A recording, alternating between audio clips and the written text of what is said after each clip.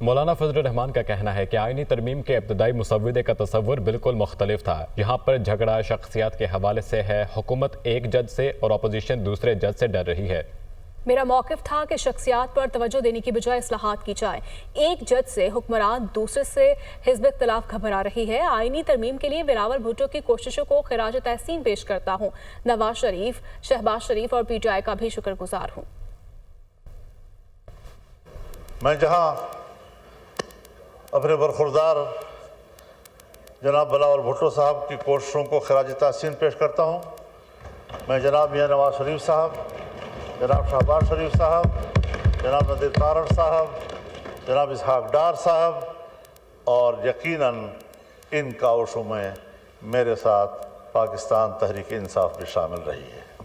اس آئین کے ترمیم کے حوالے سے پہلے مسودہ اور آج جس جگہ پر وہ پہنچ رہا ہے، اس میں فرق خود واضح ہے اور اس پر ہر شخص خود تبصرہ کر سکتا ہے۔ مجھے ضرورت نہیں ہے کہ میں اس پر تبصرے کروں۔ 2028 کے بعد ملک کے اندر ہر طرح کے سودی کاروبار اور معاملات یہ ممنوع ہوں گے اور کاروبار